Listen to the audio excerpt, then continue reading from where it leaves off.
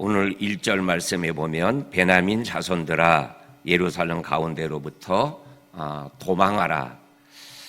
베냐민 자손들아 예루살렘을 떠나라 이렇게 말씀하는데, 그러면 예레미야 선지자가 이 베냐민 지파만 떠나는 거냐? 그거는 아니죠. 여기에는 이렇게 두 가지 해석이 있습니다.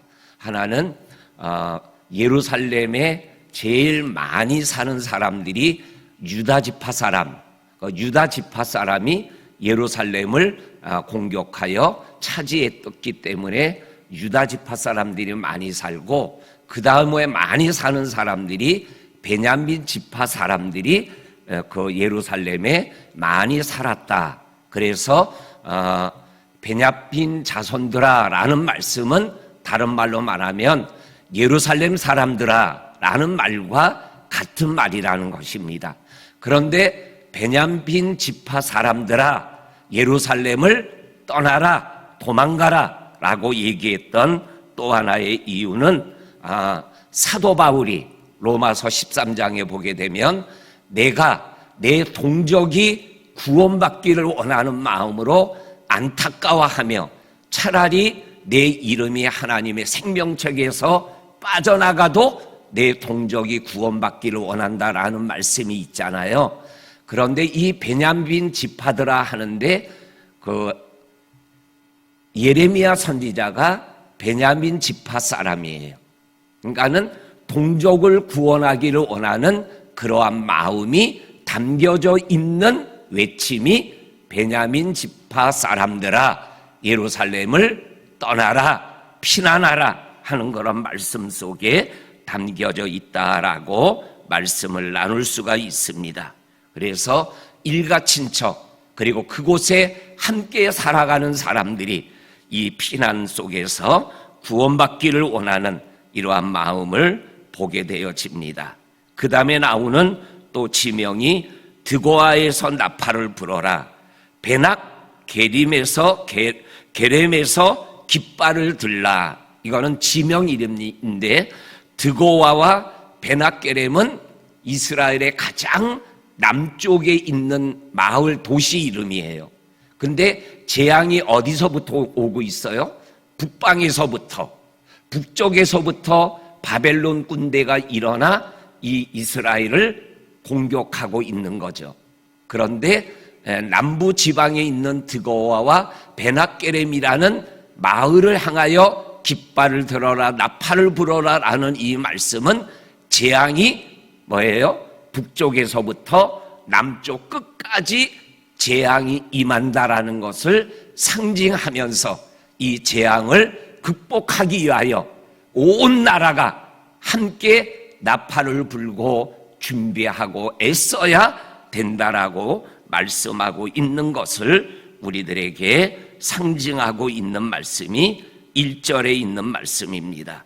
이처럼 정말로 하나님의 심판이 정말로 온 인류에 임하기 전에 우리의 믿음의 나팔을 불어 제껴야 됨을 우리들에게 분명하게 말씀하여 주고 있는 것을 읽어보게 되어집니다. 오늘 우리가 읽은 1절에서 15절에 보게 되면 북방의 바벨론을 이용하여 이스라엘 백성들을 심판하는 심판의 내용이 한 5가지 나오고 있는 것을 읽어보게 되어집니다.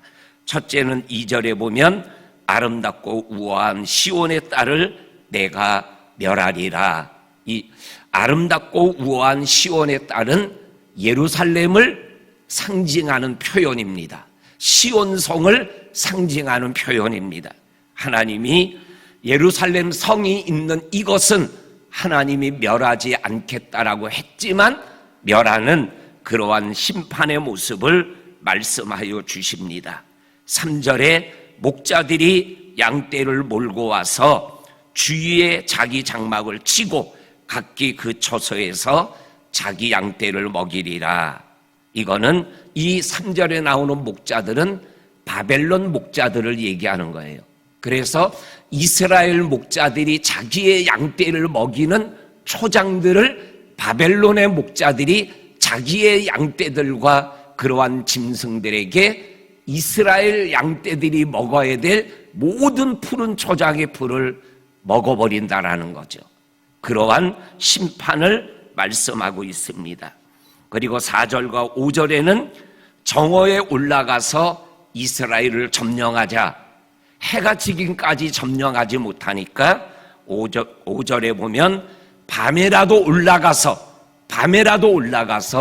이스라엘을 멸하자, 이렇게 말씀하며 밤낮을 가리지 않고 멸망시키고자 하는 바벨론 군대의 악한 모습과 심판받는 이스라엘의 모습을 말씀하고 있는 것을 보게 되어집니다. 그리고 네 번째로는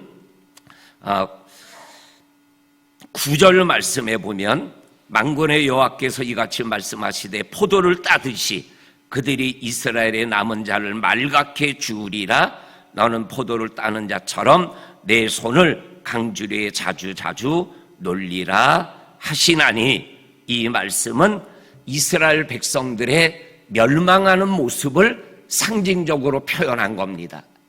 포도를 따고 포도 가지에 있는 그 포도 송이들을 하나하나 다 따는 모습을 통하여 이스라엘 백성들이 포도송이에서 떨어지는 심판의 모습, 죽음의 모습을 말씀하고, 떨어진 포도 알갱이들을 바벨론 사람들이 거두어가는 모습은 바로 뭐예요?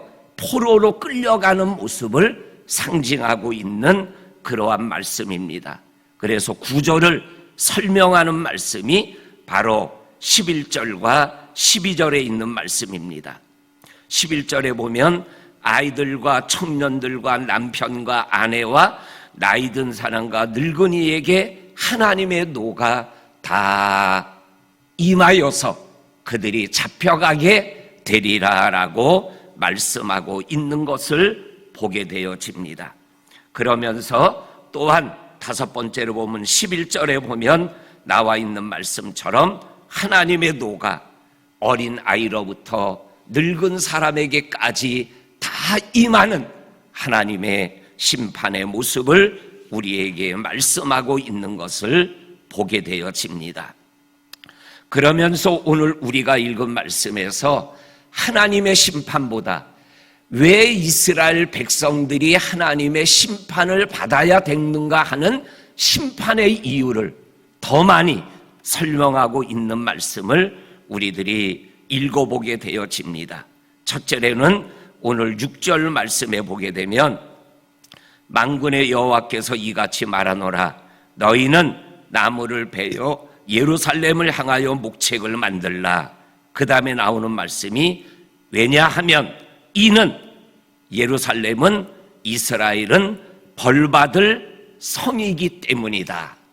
벌을 받을 수밖에 없는 성이 바로 예루살렘이고 또한 이스라엘이기 때문에 심판이 임한다. 그런데 왜 벌을 받느냐? 그게 6절 후반부에 거기에는 그 성에는 오직 포악한 것뿐이다. 포악한 것뿐이다. 근데 그 포악한 것이 어떠냐? 오늘 성경 7절 말씀에 보면 샘이 그 샘에서 물을 솟구쳐내는 것 같이 악이 계속 옹달샘에 물이 흘러넘치는 것처럼 넘쳐나는 악을 표현하고 있습니다. 그 악에 대한 솟구쳐나는 악의 모습을 오늘 성경 7절에서 폭력이다, 탈취다, 질병과 살상이 하나님 앞에서 계속 끊이지 않고 일어나고 있는 이 죄악의 모습이 심판의 이유가 된다. 그리고 또한 8절에서 심판의 이유를 또 말씀합니다. 예루살렘아, 너는 훈계를 받으라. 그리하지 아니하면 내 마음이 너를 싫어하고 너를 황폐하게 하여 주민이 없는 땅으로 만들어 버리겠다. 여기에 보면 훈계를 받지 아니함으로 심판을 받게 되어진다라고 오늘 말씀하고 있는 것을 읽어보게 되어집니다. 그리고 또한 10절 말씀에 심판의 이유가 또 한 번 나옵니다. 내가는 이거는 예레미야 선지자를 말씀합니다. 누구에게 말하며 누구에게 경책할고 하여 듣게 할고 하는 말씀을 통해서 듣지 않는, 누구도 외치지만 누구도 듣지 않는 안타까운 예레미야의 마음을 우리들에게 표현하고 있습니다. 그러면서 오늘 듣지 않는 이스라엘 백성들의 죄악된 모습을 귀가 할례를 받지 못함으로 귀가 있어도 듣지 못한다. 귀가 할례를 받지 못했다. 귀가 열려 있지 않는 거예요. 들을 귀가 없는 거예요. 그러니까는 아무리 나팔을 불고 외쳐도 듣지를 않는 거죠. 소의 경일기가 되는 것이죠. 그것보다 더한 것이 그 다음 나오는 말씀이 보라, 여호와의 말씀을 그들이 자신들에게 욕하는 것으로 듣는다. 회개하고 돌아오지 않으면 멸망당한다. 북방에서 일어나는 나라에게 너희들 죽임당하고 포로로 끌려간다. 이 말을 욕으로 받아들이는 거예요. 훈계로 받아들이는 게 아니라 욕으로 받아들이니까 심판을 받을 수밖에 없다라고 말씀하여 주고 있는 것을 보게 되어집니다. 그 다음에 오늘 13절 말씀에 보면 이는 그들이 가장 작은 자로부터 큰 자까지 탐욕을 부리고 선지자로부터 제사장까지 다 거짓을 행함으로 심판을 받게 된다라고 말씀하여 주고 계십니다. 그러면서 오늘 이 작은 자부터 큰 자까지, 그리고 선지자부터 제사장까지 악해 빠져서 죽음의 길을 걸어가고 있는 모습을 우리들에게 말씀하여 주고 계십니다. 그러면서 14절에 또 심판의 이유가 나옵니다. 그들이, 이스라엘 백성들이 내 백성의 상처를 가볍게 여기면서 말하기를 평강하다 평강하다 하나 평강이 없도다. 이 그들은 앞부분에 나오는 선지자나 제사장 그리고 큰 자를 얘기하는 것입니다. 그들이 내 백성의 상처를 가볍게 여기면서 상처를 뭐예요? 뭐 그 정도야 이렇게 생각하고, 그리고 평강하다, 아무 문제 없다, 예레미야의 그 예언은 거짓된 거다, 그러한 일이 절대로 일어나지 않는다, 이렇게 말하는 이러한 모습 때문에 심판이 임한다라고 말씀하고 계십니다. 심판의 마지막 이유를 15절에서 이렇게 말씀합니다. 그들이 가정한 일을 행할 때에 부끄러워하였느냐? 부끄러워하지 않았다. 그리고 더 나아가서는 얼굴도 붉어지지 않았다. 양심의 화인을 맞은 거죠. 죄를 져도 죄를 진 것에 대한 양심의 가책이 없어요. 잘못을 해도 그 잘못에 대한 부끄러운 모습이 얼굴에 드러나지 않을 정도로 얼굴에 철판을 깔고 죄를 계속 짓고 있는 이스라엘 백성들의 모습이 심판받을 수밖에 없음을 우리들에게 말씀하여 주고 계셔요. 우리 성도님들, 우리 예레미야 1장부터 지금까지 오면서 예레미야가 이스라엘 백성들에게 북방에서 나라가 일어나 너희들을 심판하실 하나님이 있다. 돌아와라.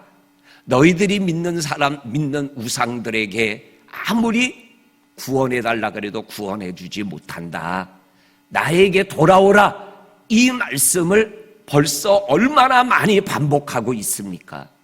그런데 그들이 양심이 죽어버렸어요. 부끄러운 줄 몰라요. 하나님이 말씀을 욕으로 받아요. 그리고 하나님의 말씀에 들을 수 있는 귀가 다 없어져 버렸어요. 그리고 탈취하고 악을 행하고 샘물에서 솟아나는 물처럼 반복적인 이러한 모습 앞에서 하나님의 심판은 올 수밖에 없는 것이죠. 저와 성도님들의 모습 속에 정말로 이러한 모습은 없는지 한번 돌아봐야 되는 새벽의 말씀을 우리들이 기억하며 하나님 앞에 기도하는 이 새벽 될 수 있기를 주의 이름으로 간절히 축원합니다. 아멘. 하나님 아버지 감사합니다. 오늘도 우리에게 새벽을 주시고 하나님께서 예레미야를 향하여 이스라엘 백성들을 살리기 위하여 계속 말씀하는 말씀 앞에 정말로 그들이 그 말씀을 버리고 귀로 듣지 않고 마음으로 듣지 않고 또한 그 말씀을 아버지 하나님 거절하고 거역하고 또한 아버지 하나님 죄를 짓되 죄를 죄로 여기지 않고 양심의 부끄러움이 없이 막 살아가는 그들을 하나님이 결국 심판할 수밖에 없었음을 다시 한번 말씀하는 이 말씀 앞에 우리의 모습을 돌아보며 하나님 앞에 우리의 믿음길을 걸어가는 우리 모두가 되게 하여 주옵소서. 감사합니다. 우리 21명의 방글라데시 단기 선교팀이 아버지 하나님 잘 도착하여 아버지 하나님 숙소에 들어갔습니다. 아버지 하나님 짧은 잠을 자고 아침에 일어나 새로운 선교의 날을 시작하게 되는데 성령님이 함께하는 단기 선교의 아버지 하나님 둘째 날이 되게 하여 주옵소서. 예수님의 이름으로 기도하옵나이다. 아멘.